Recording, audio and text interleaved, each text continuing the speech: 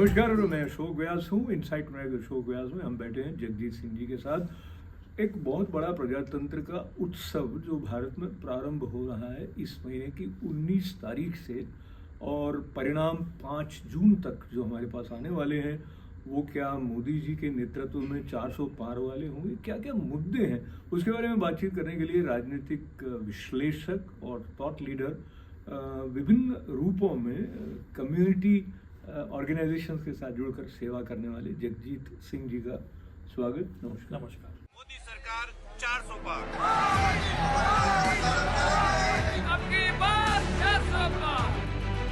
मोदी जी को सपोर्ट कर रहे हैं क्योंकि हमें मोदी का परिवार और इस बार होगा 400 पार। जो राम को लेकर आए हैं उनको वापस सत्ता में लेके आना है और उनको पूर्ण बहुमत दिलाना है।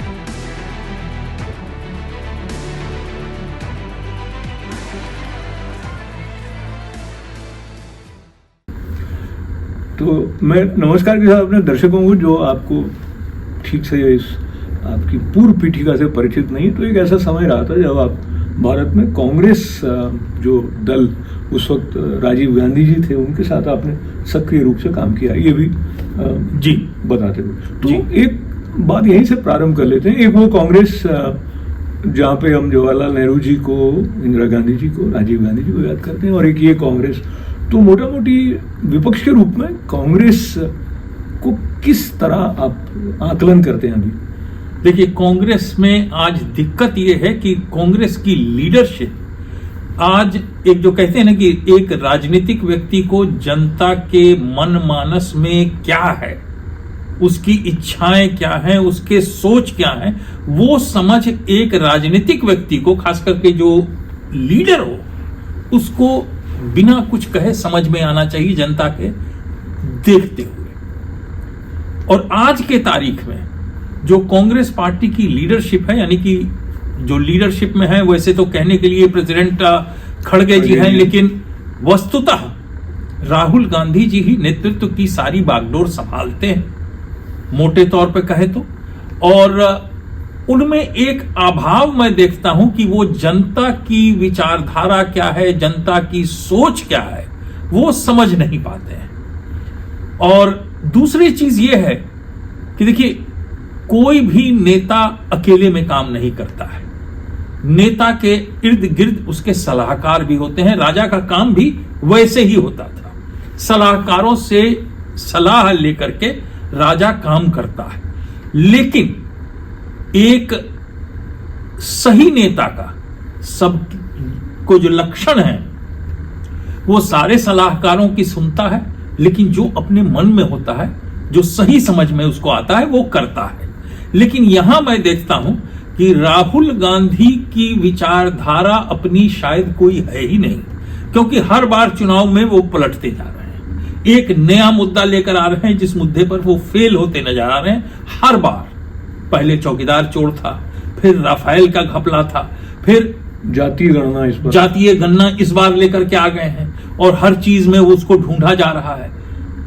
तो कहीं न कहीं ऐसा प्रतीत होता है, हिंदुस्तान की जनता को भी यही लगता है कि शायद इनमें कुछ एक वो गुण जो एक सही नेता में होना चाहिए। अब जैसे राम जी के मंदिर की प्राण प्रतिष्ठा थी। मैं आपके पास वापस आता हूँ राम जी के मंदिर से पहले। मैं फिर अमेरिका में, हम न्यूयॉर्क में बैठे बात करें, हाल ही में अभी भारत से होकर आया हूँ, वहाँ पे जो मेरा ऑब्जर्वेशन था उसकी चर्चा भी मैं करूंगा जी। पर बराक ओबामा जी ने भी अपनी पुस्तक में राहुल गांधी जी के बारे में जिस तरह की टिप्पणी की थी, वो आपकी बात के साथ मेल खाती है। एक सशक्त विपक्ष अच्छे प्रजातंत्र के लिए बहुत आवश्यक होता है, उस दृष्टि से भी। और हम उपलब्धियों की तरफ, या जो मोदी जी ने कहा 400 पार अब की बार, उसका कितना असर मतदाताओं के द्वारा परिणाम के रूप में भेजा जाएगा, वो तो समय बताएगा। पर एक बात जो मैं देख रहा था, खास करके नेता के रूप में मोदी जी के अलावा किसी का नाम चुनावी राजमार्ग पर दिखता नहीं है। या वो ठीक है, अमित शाह कहीं कहीं संबोधन कर रहे हैं, लेकिन ऐसा लगता है कि पूरा जो चुनाव है वो मोदी जी के इर्द गिर्द घूम रहा है। इसको आप किस तरह देखते हैं? इसको मैं जैसे लोगों में सुन रहा था, तो कुछ लोग इसी आधार को लेकर कह देते हैं कि भाई मोदी जी में अहंकार बहुत है, और फिर अहंकार को लेकर जो भी टिप्पणियां उनकी होती हैं वो होती हैं। पर आप बताइए कि ये भारतीय राजनीति में अभी धुरी में जो मोदी जी का व्यक्तित्व है वो भारतीय जनता पार्टी के लिए और आने वाले जो चुनाव है उसमें क्या रंग दिख रहा है? देखिए, आपने जो बात कही कि मोदी जी में लोग कहते हैं कि एक अहंकार की भावना आ गई, मैं ऐसा नहीं मानता हूं। जिस व्यक्ति के अंदर अहंकार की भावना होगी वो रामलला के मंदिर के प्राण प्रतिष्ठा के पहले भूखा रह करके अपने लिए नहीं, हिंदुस्तान के हिंदुत्व के लिए, हिंदुस्तान के हिंदू जनमानस के लिए, हिंदुस्तान के लोगों के लिए उसने जो यात्रा की वो अहंकार से नहीं हो सकती। दूसरी चीज, अगर आप लीडरशिप को देखें बीजेपी की, भारतीय जनता पार्टी की लीडरशिप को, तो मोदी जी एक नेतृत्व के एक कहते हैं ना एक बिंदु है, लेकिन उस बिंदु के चारों तरफ आपको बहुत सारे ऐसे नेता हैं जिनको हम सेकंड रंग ऑफ लीडरशिप कह सकते हैं। अमित शाह जी हैं, योगी आदित्यनाथ हैं, जयशंकर हैं, नितिन गडकरी जी हैं। आप जिन मामलों में इनको देखिए, अगर आप लॉ एंड ऑर्डर की बात करते हैं तो उत्तर प्रदेश से अच्छा लॉ एंड ऑर्डर आज की तारीख में कहीं नहीं है। अगर आप फॉरेन पॉलिसी में एक्सेलेंस चाहते हैं तो शायद जयशंकर जी से अच्छा हिंदुस्तान के लिए आज की तारीख में कोई नहीं है। अगर इंफ्रास्ट्रक्चर डेवलपमेंट की हम बात करते हैं तो नितिन गडकरी जी ने जो हिंदुस्तान को आज दिया है, उनके प्रयास से, मोदी जी के नेतृत्व में ही कहें तो वो एक अनूठा एक उपलब्धि है। अमित शाह जी ने हिंदुस्तान को एक होम मिनिस्ट्री चला करके एक नई छाप दी है।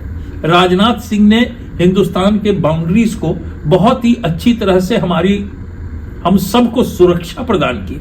तो एक सेकेंड जनरेशन ऑफ लीडरशिप है। हाँ, उम्रदराज लोग हैं, लेकिन एक सफलता, एक सही नेतृत्व के कारण ही सफलता मिलती है, क्योंकि एक सामंजस्य बना होता है बाकी सभी में। अगर विरोधाभास हो तो शायद जो सफलता देखने को जनमानस को मिल रही है वो शायद नहीं मिलती। तो मोदी जी के नेतृत्व के बारे में कुछ और चर्चा करेंगे, पर उससे पहले अभी जो चुनाव में मुख्य मुद्दे क्या आ रहे हैं उसमें हम भारतीय जनता पार्टी ने जो अपनी तरफ से अपने मैनिफेस्टो में बातें कही है उनकी तरफ आने से पहले जो आलोचना या समझिए जिसके आधार पर विपक्ष द्वारा मोदी सरकार को घेरा जा रहा है, उसमें हम दिल्ली की तरफ चलते हैं। तो आम आदमी पार्टी के 3 बार चुने हुए मुख्यमंत्री अरविंद केजरीवाल का तिहाड़ जेल में होना भी इस तरह से बताया जा रहा है कि ये मोदी जी डर गए और मोदी जी ने एक तानाशाह की तरह का ये कदम उठा लिया। अब मतदाता इस बात को किस तरह से लेता है, क्या इस पर निर्णय उनका बनता है, वो हम अभी नहीं जानते। पर आप इस पूरे जो परिदृश्य है जिसमें ये भी शामिल है कि 9 बार उनको ईडी के सम्मन गए थे इत्यादि, पर मोटा मोटी क्या प्रभाव आम आदमी पार्टी के मुख्यमंत्री के जेल में होने का और चुनाव के थोड़े ही समय पहले, जो कि वो बहुत पहले कह रहे थे कि वो मुझसे डरते हैं और वो मुझे लोकसभा में प्रचार के लिए नहीं जाने देंगे इसलिए जेल में डाल देंगे, तो कहते रहते। देखिए, ये एक परसेप्शन के ऊपर इसका ये होता है। चुनाव एक परसेप्शन का गेम है। विपक्ष या सत्तारूढ़ दल कौन अपने परसेप्शन में कितना सही जनता तक पहुंच सकता है, जीत उसकी होती है। अरविंद केजरीवाल यानी आम आदमी पार्टी ने एक परसेप्शन पहले से बनाना शुरू कर दिया था कि मोदी जी के असली विरोधी तो हम ही हैं, मेरे अलावा कोई नहीं। हालांकि बनारस में भी वो चुनाव लड़े थे और क्या हश्र हुआ था दुनिया जानती है। लेकिन एक परसेप्शन इससे पहले बन रहा था, क्योंकि देखिए वो इनकम टैक्स के ऑफिसर थे, उनको मालूम है कि जो जो चीज उन्होंने किया है उसका हश्र क्या होगा। तो एक परसेप्शन शुरू से ही क्रिएट कराना शुरू कर दिया गया कि मुझे जेल में डाला जाएगा, चूंकि मोदी जी अगर डरते हैं तो मुझसे डरते हैं, तमाम तरह की बातें। लेकिन क्या मोदी जी ने उन्हें जेल भेजा है या कोर्ट ने जेल भेजा है? हर मामले में तो आप कहते हो कोर्ट जो कहेगा वो सही, लेकिन इस मामले में तो एक परसेप्शन बनाने की कोशिश जारी है आम आदमी पार्टी और बाकी इंडिया अलायंस जो है उनके तरफ से कि मोदी जी अत्याचार कर रहे हैं, मोदी जी एक डिक्टेटर हो गए हैं और सारे विपक्ष को जेल में भेजना चाहते हैं। वहीं भारतीय जनता पार्टी की तरफ से बार बार यह कहा जा रहा है कि जेल कोर्ट ने भेजा है। तो क्या अब जनता को यह समझना होगा, एक परसेप्शन, अपनी क्लैरिटी रखनी होगी कि क्या सिर्फ इसलिए कि आप मुख्यमंत्री हैं आपको डकैती और चोरी और करप्शन का खुला छूट दे दिया जाए? क्या कोर्ट और एजेंसियां आपके खिलाफ कदम न उठाए? तो ये एक जनता को तय करना पड़ेगा और शायद इस चुनाव में इसका जवाब भी मिल जाएगा। जो बात आपने कही उसमें मुझे याद था, एक व्हाट्सएप यूनिवर्सिटी कहते हैं लोग, लेकिन एक वीडियो चल रहा है जिसमें मुख्यमंत्री अरविंद केजरीवाल एक मंच से, बल्कि एक टेलीविजन की बातचीत में ये कहते सुने गए थे, थोड़ा पहले की बात है। उन्होंने कहा कि 48 या 24 घंटे के लिए मुझे ईडी और सीबीआई दे दो, भारतीय जनता पार्टी के आधे से ज्यादा नेता जेल में होंगे। तो इसका मतलब वो ऐसा मानकर चल रहे हैं कि जो ईडी या सीबीआई है वो पूरी तरह से कठपुतली की तरह काम करते हैं। जो भी सत्ताधारी नेतृत्व है उसके निर्देश को लेकर ही चलते हैं। इस प्रकार से वो पूरा एक उनकी निष्ठा पर, उनकी ईमानदारी पर प्रश्न चिन्ह वो पहले से लगाते रहे। लेकिन यही प्रश्न चिन्ह बेल पर आए हुए जो नेता हैं संजय सिंह वो भी लगा रहे हैं। अगेन मतदाता इसको लेकर क्या बनाते हैं वो तो उन पर ही निर्भर करता है। लेकिन इसके साथ साथ एक दूसरा आरोप जो आ रहा है भारतीय जनता पार्टी के ऊपर वो ये है कि जो लोग कांग्रेस से बीजेपी में आ जाते हैं, अन्य दल छोड़कर बीजेपी में आ जाते हैं, तो उनके ऊपर जो जो मुकदमे चले हुए होते हैं ईडी, तो वो एक जो प्रयोग करते हैं वे शब्द की है बीजेपी वॉशिंग मशीन की तरह काम करे। आप इसके बारे में क्या सोचते हैं? और अगेन आपकी सोच में ये भी आप बताएं कि इसके बारे में मतदाता के मन में क्या भाव बनता होगा। देखिए, मतदाता एक वही मैंने जो कहा कि परसेप्शन क्रिएट कराने की बात है कि मतदाता किसके बात को सही समझता है। यहां अगर मैं पर्सनली अपना देखूं तो मुझे कई बार यह लगता है कि अगर दागी चरित्र के सारे अपोजिशन के नेता को बीजेपी अपने आप में समेट लेती है तो कल को बीजेपी में भी तो दाग लगेगा ही। सही बात।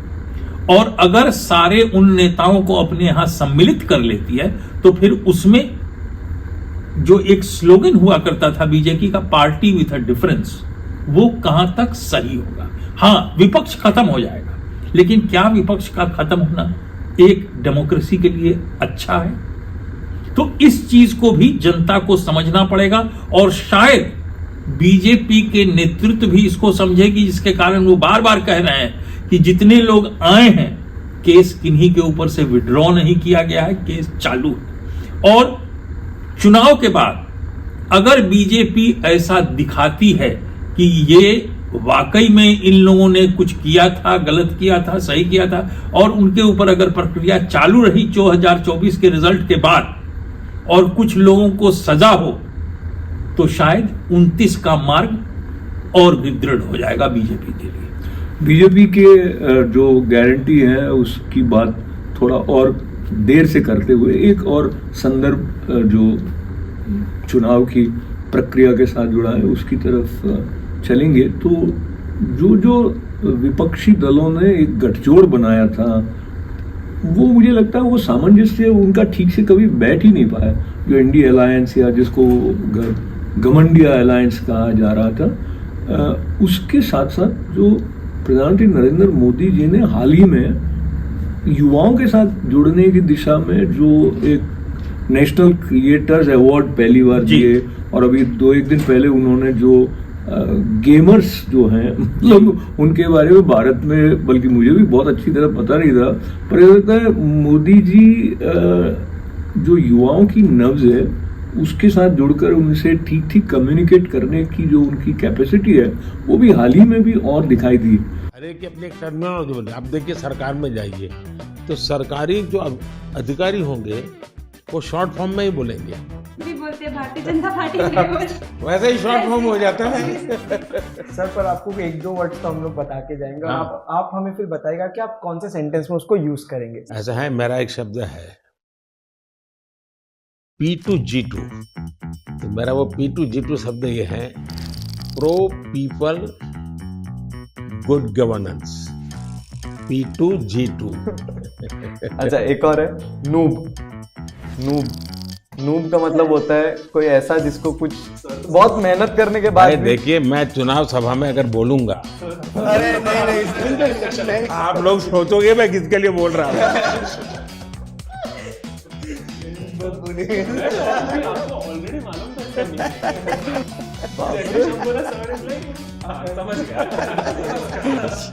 अगर मैं बोल दूंगा तो आप तो लोग उसके लिए बोला है।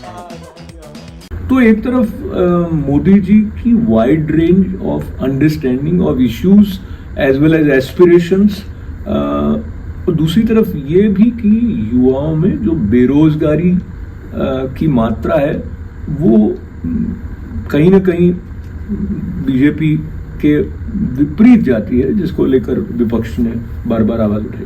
देखिए, इस बेरोजगारी की चीज को टैकल करना बहुत ही जरूरी है आगे आने वाले समय में, लेकिन वहां हमें भी हिंदुस्तान के एक नागरिक को ध्यान देना होगा कि हमारा मुल्क 140 करोड़ का है और अभी विश्व का सबसे ज्यादा हाईली पॉपुलेटेड कंट्री है।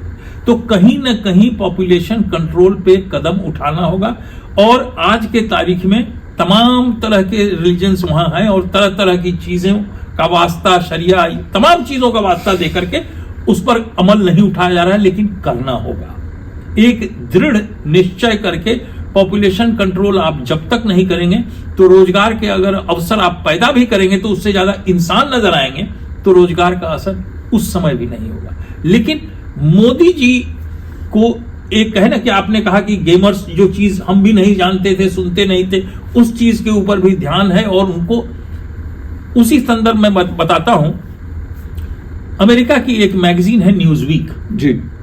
न्यूज़वीक मैगजीन में कवर स्टोरी आज तक सिर्फ 2 हिंदुस्तान के लोगों की हुई है। पहला इंदिरा गांधी और दूसरा आज की तारीख में नरेंद्र मोदी, पिछले न्यूज़वीक में था, और कवर स्टोरी पर उनकी तस्वीर है और जिस पर एक लिखा हुआ है अनस्टॉपेबल मोदी।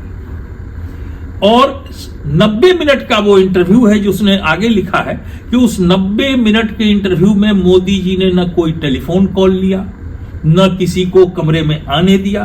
वो न्यूज़वीक के संवाददाताओं के साथ बैठे रहे, अपनी बात भी कहते रहे और उनकी एकाग्रता से उनकी बात सुनते रहे। तो ये सुनने की शक्ति और दूसरे के व्यू पॉइंट को समझ के उसको फिर अमल में लाने की शक्ति, ये दूसरे नेताओं में नहीं है।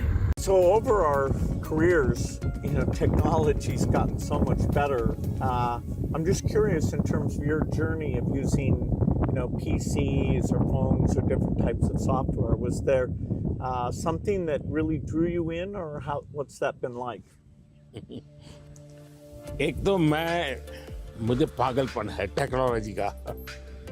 खुद एक्सपर्ट नहीं हूँ, मेरी क्यूरियोसिटी रहती है, बालक की जैसे रहती वैसे रहती है। मुझे बहुत याद है, बहुत पहले मेरे पास एक गैजेट था, हाथ में रखने वाली छोटी सी डायरी थी, अच्छी थी लेकिन थोड़ा वेट था। मैं बहुत साल पहले यूएसए गया था, तो जब यूएसए गया तो मैं बड़े मॉल में जाता था, लेकिन मैं टेक्नोलॉजी वाली दुकान पे जल्दी जाता था। तो मैंने उनको कहा भाई ये इसका लेटेस्ट वर्जन कोई है क्या? तो वो देखता रह गया ये क्या है। बोले अभी तो हमारे देश में ये आया नहीं है, तो ये भी तो अभी आया नहीं, तो अगला वर्जन कहाँ से आएगा? तो मैं इतना एडवांस चीज़ों को ढूंढता रहता था, देखता रहता था, लेकिन मैं टेक्नोलॉजी का गुलाम नहीं हुआ। मैं किसी से बंधा नहीं हूँ। मैं पानी के प्रवाह की तरह नई चीज़ों को खोजता रहता हूँ, ढूंढता रहता हूँ, और कहीं पर मुझे सुनता हूँ तो मैं ले आता हूँ। और शायद मुझे जल्दी से करने का भी शौक है, उसको मैं जल्दी से जल्दी कैसे लाऊं, जल्दी कैसे करूं। जैसे एआई दुनिया के चर्चा करने लगी तो मैं एआई के पीछे मैं क्या कर सकता हूं। दूसरा, मेरा ध्यान किसी चीज को देखता हूं, उसका मल्टीपल यूटिलिटी क्या होती है, तो मेरी सब फैकल्टी उस पर काम करना शुरू कर देती है। मैं कोई चीज देखता हूँ तुरंत नहीं, ये नहीं, ऐसा करो। तो ये शायद मेरा गॉड गिफ्टेड मेरा नेचर है। इसको लेकर फिर गारंटी जो अभी मैनिफेस्टो में बीजेपी के दी जा रही है उसके बारे में आप कुछ बताएं, और ये भी बताएं कि जो मोदी जी के नेतृत्व में, जिसका उल्लेख आपने पहले किया, राम मंदिर, राम जन्मभूमि स्थल पर उसका निर्माण अयोध्या में होना, आर्टिकल 370 का एब्रोगेशन, ये सब भी कहीं ना कहीं मतदाता के मन में रहेगा क्या मत डालते समय? आप क्या सोचते हैं? बिल्कुल रहेगा। देखिए, मोदी जी की एक जो आज बात कर रहे हैं चुनाव के उद्घोषण में कि मोदी की गारंटी है, तो मोदी के किसी भी चीज की गारंटी परखने के बाद मतदाता उसको करता है। तो मोदी जी ने यानी बीजेपी ने पहले 370 की बात की थी, खत्म हो गई। 3 तलाक की बात की थी, उस पर नियम बना। तो तमाम चीजें ऐसी हैं जिसको जनता ने देखा और देखा कि उस पर अमल हुआ है। वरना इंदिरा जी ने तो बहुत पहले कहा था गरीबी हटाओ, तो क्या गरीबी खत्म हो गई? तो एक और राजस्थान वगैरह के जो चुनाव हुए थे उस समय भी एक 70,000 सालाना किसानों को दिया जाएगा ये वादा हुआ था, लेकिन क्या हुआ? लेकिन उस 70,000 के बजाय लोगों ने 6,000 मोदी जी की गारंटी को ज्यादा सही समझा। इसलिए कि गारंटी किसी भी कंपनी की, अगर प्राइवेट आप कोई सामान भी खरीदते हो तो आप पढ़ते हो कि इसमें क्या गारंटी है, वारंटी है, और उस चीज को आप सही मानते हो जिस कंपनी का एक तजुर्बा होता है, जिस कंपनी का एक नाम होता है। भारतीय जनता पार्टी मोदी जी के नेतृत्व में जनता के जनमानस में एक अपने गारंटी का स्थान बना चुकी है कि अगर ये आदमी कुछ बोलता है तो वो करता है।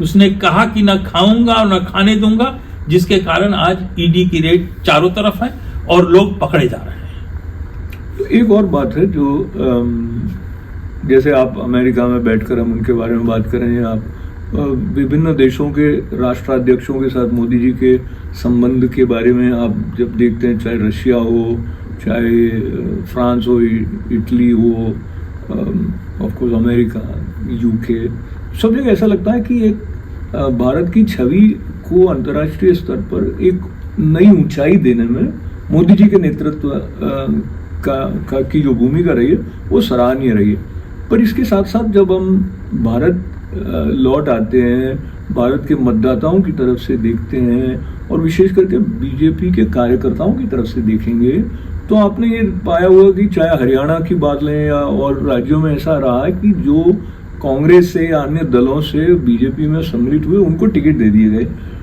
जिसको लेकर एक अगर आप मनोवैज्ञानिक ढंग से देखेंगे तो ऐसा लगता है इसका एक नकारात्मक प्रभाव भारतीय जनता पार्टी पर पड़ सकता है। इसके साथ मैं ये भी याद कर लूं कि शिवराज सिंह चौहान जी को पुनः मुख्यमंत्री नहीं बनाना, या राजस्थान में एक नए भजन लाल जी, जिनको अधिक लोग नहीं जानते थे, उनको मुख्यमंत्री बना देना, ये आपको क्या लगता है बहुत गहरी सोच के साथ लिए हुए निर्णय हैं, या मुख्यमंत्री वाली बात हटा दीजिए, लेकिन दूसरी पार्टी से बीजेपी में आकर टिकट लेके जो खड़ा हो गया है तो बीजेपी के कार्यकर्ता उसको उसी तरह का समर्थन देंगे क्या? आप इसके बारे में क्या आकलन करते हैं? देखिए, मेरा आकलन बीजेपी के हिसाब से है कि बीजेपी का कार्यकर्ता आरएसएस का कार्यकर्ता है, और आरएसएस एक आइडियोलॉजी से जुड़ी है और उस आइडियोलॉजी में अंतर विरोध नहीं है। उस आइडियोलॉजी में जो ऊपर के शिखर से जो बात चलती है वो नीचे डाउन द लाइन आती है और उसका सारे लोग पालन करते हैं। तो मेरी समझ से उसका विरोध अगर जिसको भी टिकट दिया गया हो सकता है शुरू में कुछ विरोध रहा हो, और ये यकीनन ऐसी बात है कि अगर मैं प्रत्याशी हूं, बाहर से आया हूं, मुझे टिकट दे दिया जाए और वहां के जो उम्मीदवार जो काफी समय से मन बनाए थे उनको न मिले तो रंजिश तो होगी।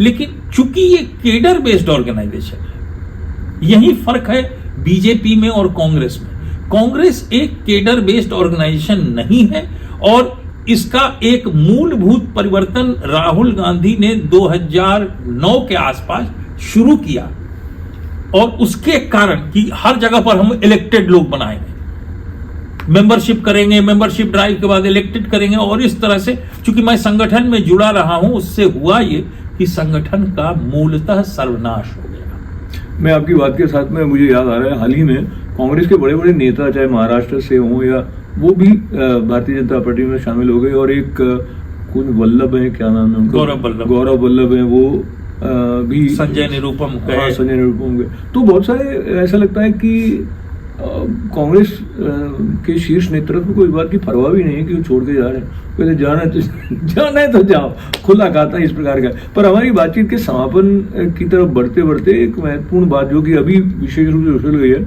और ये हमारी बातचीत का क्रम जारी रहेगा चुनाव से संबंधित, एक बात जो मोदी जी के विरोध में एक तो यूट्यूब पर बड़ी उछल गई है, और कई लोग कह रहे भाई ये अगर आ गए, और ये कांग्रेस के नेता आपके खड़गे जी ने भी कहा कि अगर ये मोदी जी फिर से आ गए तो फिर 24 के बाद भारत में चुनाव नहीं होंगे, इसका मतलब है कि वो डिक्टेटरशिप वाली संकेत, उसको लेकर बड़ी चर्चा हो रही। इसको आप कैसे देखते हैं? और मुझे नहीं लगता आम जनता पर इसका कोई बहुत असर हो रहा होगा या हो भी रहा होगा। आप अपना आकलन। देखिए, मूलतः भारत एक डेमोक्रेटिक कंट्री है। डेमोक्रेसी जनमानस में कूट कूट कर भरी हुई है। पहले भी लोग दलील देते थे कि मिलिट्री रूल हो जाएगा, मिलिट्री टेक ओवर कर लेगी, लेकिन ऐसा नहीं है। डेमोक्रेसी के कारण ही मिलिट्री की सारी तंत्रें डेमोक्रेसी से अपनी राह चुनती हैं। डेमोक्रेसी के थ्रू ही लीडरशिप, पॉलिटिकल लीडरशिप से ही अपना डायरेक्शन लेती हैं। तो जनमानस में जहां ये है, वहां चुनाव आगे नहीं होगा ऐसी संभावनाएं नहीं है। हाँ, चुनाव एक तरफा हो सकता है अगर अपोजिशन वीक हो जाए, जिसकी पूरी संभावना मुझे लग रही है। ऐसा इसलिए कि विपक्ष में कोई नेता ऐसा सुदृढ़ है ही नहीं।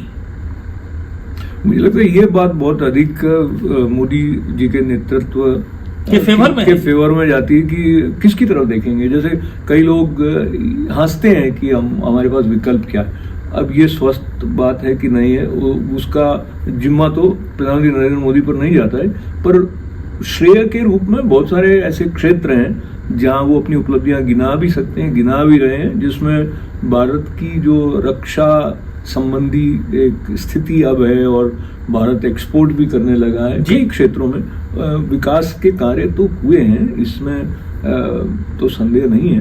पर चलते चलते आप जो उन्होंने 400 पार वाली बात कही है, वो उत्साह बढ़ाने के लिए है, या आपको लगता है कि सचमुच इसमें कुछ तथ्य है कि? देखिए, हर पार्टी अपने सिपाहियों का मनोबल बढ़ाने के लिए कोई ना कोई नारा देती है, और कांग्रेस भी इसी तरह नारा दे रही है कि इस बार तो सत्ता बदल जाएगा।